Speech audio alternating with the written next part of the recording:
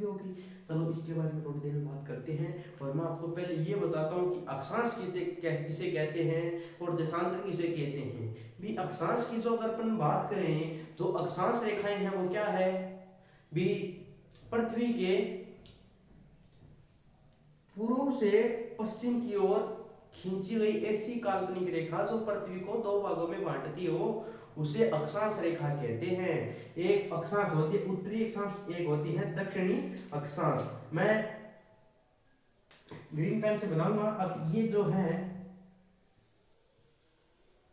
अक्षांश रेखा मान लो आप इसे, पश्चिम अक्षांश, पूर्वी अक्षांश, ऐसी रेखा जो पश्चिम से पूर्व की ओर खींची जाने वाली ऐसी काल्पनिक रेखा जो पृथ्वी को दो भागों में बांटती है, वो क्या कहलाती है, वो अक्षांश रेखा कहलाती है। और ये 0 डिग्री अक्षांश होती है। मैं बता देता हूँ, पृथ्वी को सबसे बड़े दो भाग में यही बांटती है। और जो कुल अक्षांश होती है वो कितनी होती है भी, कुल अक्षांश की बात करें तो 181 होती है, वरना अक्षांश की रेखा, अक्षांश रेखाएं 180 होती है। ठीक है दोस्तों। और देशांतर रेखाएं कितनी होती है, देशांतर रेखाएं होती है 360। मैं पहले आपको अक्षांश बता दूं। जो अक्षांश जो रेखाएं हैं वो पृथ्वी के अंदर स्थिति या किसी क्षेत्र के निर्धारण के लिए होती है। भी आपने पढ़ा हुआ भी राजस्थान का मान लो अक्षांश विस्तार कितना है, तो कहते ना 23 डिग्री 3 मिनट से 30 डिग्री 12 मिनट, तो ऐसे ऐसे करके ये सब होती हैं। और जो कुल अक्षांश है कितने होते हैं, अभी भी बताया मैंने, कुल अक्षांश 180 होते हैं। लेकिन कुल अक्षांश पूछ ले तो कितने बताओगे, 181 बताओगे। कुल वृत्तीय अक्षांश पूछ ले तो 179 169 डिग्री। मैं आपको इस फंडे के बारे में भी आगे बता दूंगा। तो ध्रुव की बात करें तो ये 2 ध्रुव रहे, ये दक्षिणी ध्रुव, ये उत्तरी ध्रुव। ये जो रेखाएं हैं इसलिए 23.5 डिग्री होती है अक्षांश। 23.5 डिग्री दक्षिणी अक्षांश को मकर रेखा कहते हैं। और 23.5 डिग्री ये वास्तविकता में ये रेखाएं होती है ना, ये इस प्रकार से होती है। देखिए दोस्तों, थोड़ा घुमाव लेकर के होती है, ऐसे ऐसे पर्त बनाती है, ऐसे ऐसे करके होती है, ऐसे ऐसे करके होती है। चाहे आप इनको ऐसे भी बना सकते हैं, इनको आप ऐसे भी बना सकते हैं,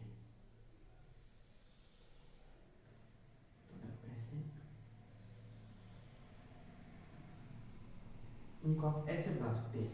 और ये जो 23.5 डिग्री उत्तरी अक्षांश है, इसे कर्क रेखा बोलते हैं। भारत में ऐसे किन किन राज्यों से जाती है, राजस्थान से जाती है, एमपी से जाती है ना, गुजरात से भी जाती है।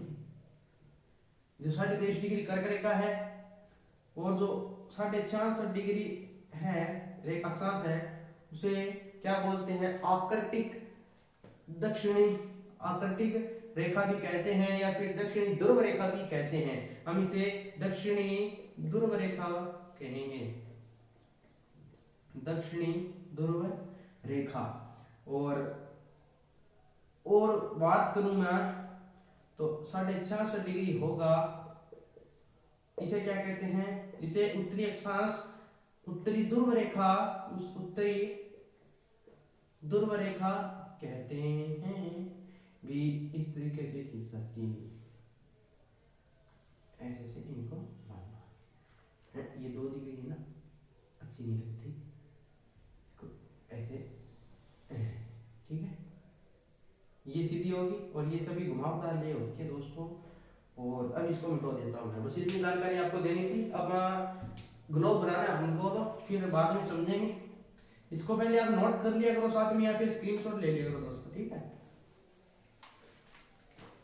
एक बात और देखो कि अब मैं बताऊंगा आपको कि देशांतर रेखाएं क्या है। अब ये जो टॉपिक है ना, ये बहुत इंपॉर्टेंट है, कई एग्जामों के अंदर भी ये पूछा जाता है। और बेसिक ज्योग्राफी का जो टॉपिक है यही है, ठीक है। मैंने भी सीखा है, आप भी सीखी, क्योंकि मैं भी ना पहले नहीं सीख पाता था, लेकिन अब मैं इसे भी सीख गया हूँ। अब जो देशांतर जो रेखा होती है ना, वो ये होती है, ये ऐसे ठीक है। अब इसकी परिभाषा क्या लेकर आओगे, इसे ग्रीनविच या समय विभाजन रेखा भी कहते हैं। उत्तर से दक्षिण की ओर खींची गई ऐसी काल्पनिक रेखा जो पृथ्वी को 2 भागों में बांटती हो, उसे भी देशांतर रेखा कहते हैं। ये जो देशांतर है वो दो प्रकार के, एक तो मतलब देशांतर को दो भागों में बांटा गया, एक तो पश्चिमी देशांतर और एक है पूर्वी पूर्वी देशांतर। अब देशांतर है ना, कुल देशांतर की बात करूं तो कितने हैं, 360 है, 360 देशांतर है कुल। 180 इधर, 180 तो इधर होंगे, 180 ही उधर होंगे। अब ये जो है ना यहाँ ये 0 डिग्री है, और यहाँ से 1 2 3 करते करते करते यहाँ पे 180 हो जाती है, यहाँ पे भी 180 हो जाती है, ठीक है। ऐसे एक यहाँ पे 3 2 1 ऐसे ऐसे करते हैं ना, ये 180 डिग्री यहाँ पे और 180 डिग्री उधर होती है। मेरे जैसा आपको कोई नहीं बताएगा दोस्तों, तो ध्यान से देख लेगा। दक्षिणी देशांतर, उत्तरी देशांतर, पश्चिमी देशांतर, पूर्वी देशांतर। अब एक क्वेश्चन ये बनता है कि अक्षांश है वो पृथ्वी की लंबाई को बताता है या चौड़ाई को बताता है। तो जो अक्षांश है वो पृथ्वी की चौड़ाई लंबाई को बताता है, सॉरी लंबाई को बताता है, और देशांतर है वो पृथ्वी की चौड़ाई को बताता है। ठीक है दोस्तों, ये क्वेश्चन कई बार पूछ लिया जाता है, तो मैं आपको बता रहा हूँ। इसे प्रधान मध्याह्न रेखा भी कहते हैं, इसे ग्रीन मीन टाइम लाइन भी कहते हैं, क्योंकि ये महान समय विभाजक रेखा है। देशांतर से ही हम समय निकाल सकते हैं। ये तो हो गई बेसिक जानकारी। तो मैं आपको ग्लोब बना के दिखाता हूँ अच्छे तरीके से।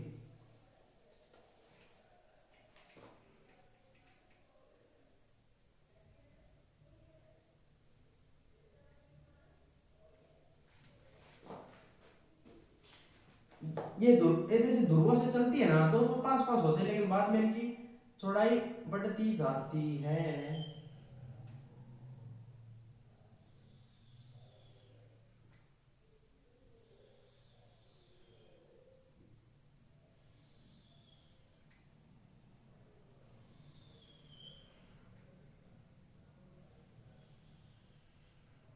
ठीक है दोस्तों, तो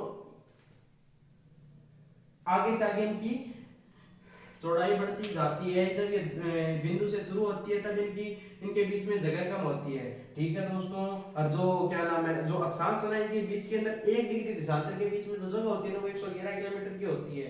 ठीक है, और 1 डिग्री देशांतर का जो समय होता है ना, वो 4 मिनट आगे आगे बढ़ता रहता है, क्योंकि पृथ्वी अपने अक्ष पर है ना 4 डिग्री और घूम जाती है, मतलब 4 मिनट आगे जाती है। ये सभी काल्पनिक रेखाएं हैं, ये पृथ्वी को घेरे हुए हैं, लेकिन वास्तविकता जो पृथ्वी है वो इनके नीचे है। आप इमेजिनेशन करके देखिए, ये जो लाइनें हैं ये पृथ्वी को जंजीर मान लो, पिंजरा मान लो पृथ्वी को, और इसके अंदर धरती घूम रही है, ये वहीं वहीं की वहीं रहेगी, ऐसे मान लो आप इनको। ठीक है, अब ग्लोब बना देते हैं रेगुलर साइज के अंदर,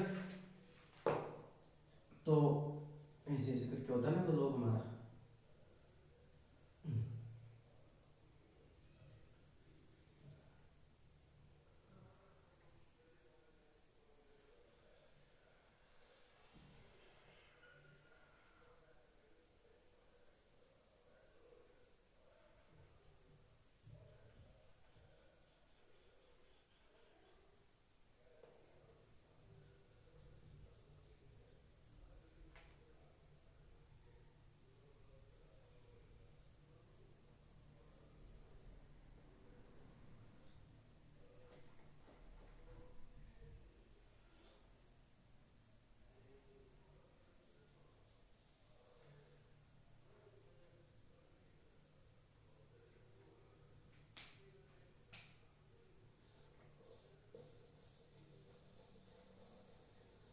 ये देखिए ग्लोब का स्टैंड बन गया है, इसकी दिशा निर्धारित कर देते हैं।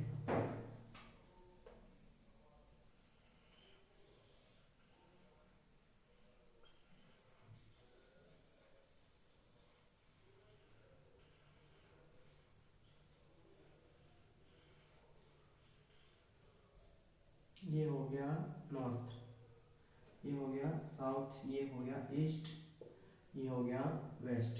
पश्चिम की ओर, पूर्व की ओर, उत्तर, दक्षिण, ये हो गया 0 डिग्री देशांतर, और ये हो गया 0 डिग्री अक्षांश रेखा।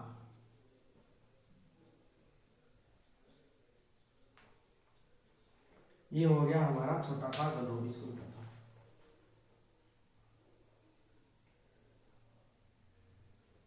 अब ठीक है, अब और बात करते हैं अपन। तो देखिए भी नॉर्थ और साउथ और वेस्ट और ईस्ट, ये पृथ्वी का ग्लोब है। 3D सा दिख तो नहीं रहा है, मैंने पहले बनाया था ना, इससे पहले वीडियो से पहले, वो बहुत अच्छा बना था। लेकिन आपको क्या करना है, आपको तो समझना है दोस्तों, तो समझिए ध्यान से। ये है ग्लोब, ये इधर उधर घूमता रहता है, ठीक है। हम एक बात और देख लीजिए दोस्तों, जो अक्षांश जो रेखाएं की अब बात करते हैं, ये हो गया हमारे सामने एक ग्लोब। अब अक्षांश रेखाओं की अपन बात करते हैं ना, कितनी होती है, कैसे होती है, इधर देखिए आप अक्षांश रेखाओं वाला, ये गोलाकार है। अब इसको दो भागों में बांटने के लिए यहां से, और ये जो मार्कर वाले काल्पनिक रेखा है तो ऐसे, ये जो रेखा है ना वो अक्षांश रेखा होगी। भी पूर्व से पश्चिम की ओर खींची गई काल्पनिक रेखा को ही क्या कहते हैं, अक्षांश रेखा कहते हैं। कुल अक्षांश कितने होते हैं, 181 होते हैं। अक्षांश रेखाएं कितनी होती है, अक्षांश रेखाएं 180 होती है। अब देखिए ध्यान से, अब पूर्व से पश्चिम की जो काल्पनिक रेखा है ना, वो तो कितनी क्या होगी, अक्षांश रेखा होगी, ठीक है, हमारी बात। अब अक्षांश रेखा कितनी हो है, अक्षांश रेखा 180 हो है।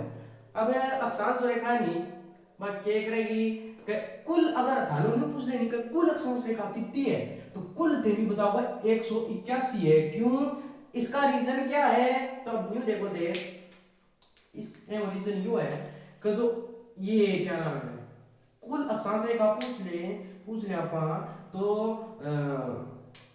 या 0 डिग्री अक्षांश है। अब 0 डिग्री अक्षांश नहीं है, ध्यान देख लें दे, 0 डिग्री अक्षांश जो रेखा है नहीं बेन आपका कोई गिनो।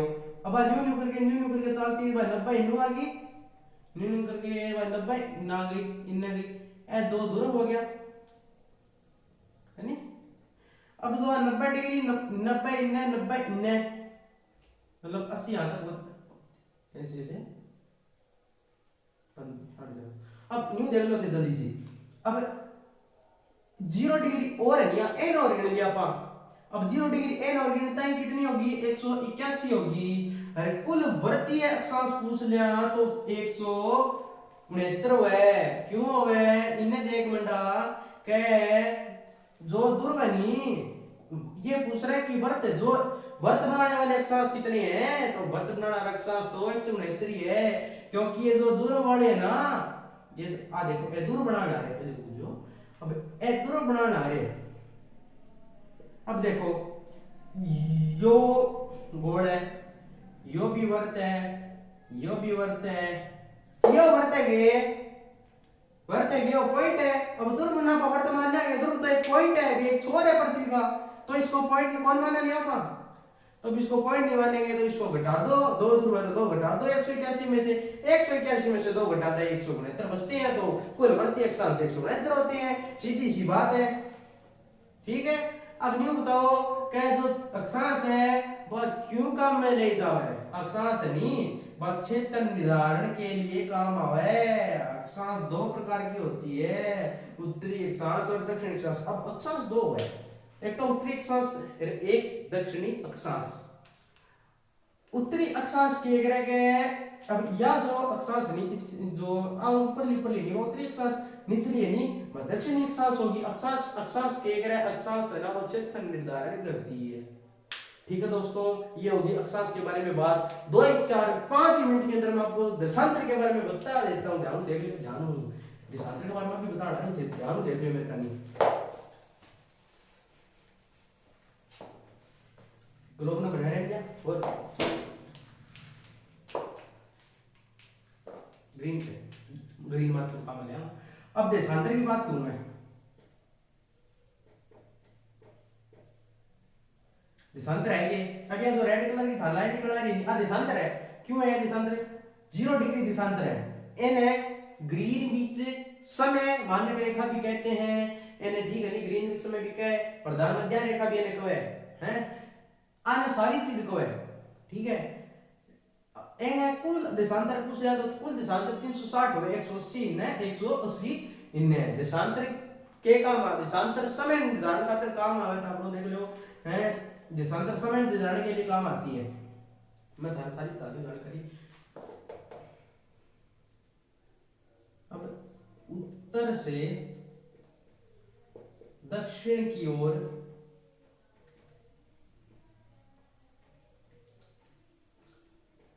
खींची गई जो काल्पनिक रेखा है।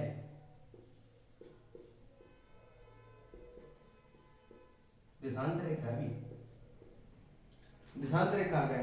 उत्तर से दक्षिण की ओर खींची गई काल्पनिक रेखा को देशांतर रेखा कहते हैं, जो पृथ्वी को दो भागों में बांटती है। कौन कौन से दो भागों में बांटती है? अब ये दो पश्चिमी भाग और ये पूर्वी भाग। पर देशांतर रेखा पृथ्वी को दो भागों में बांटती है और ये पृथ्वी की चौड़ाई को बताती है। ध्यान रखिए, ध्यान से रखिए इस बात को, ठीक है। ये तो होगी थोड़ी सी नॉलेज वाली बात।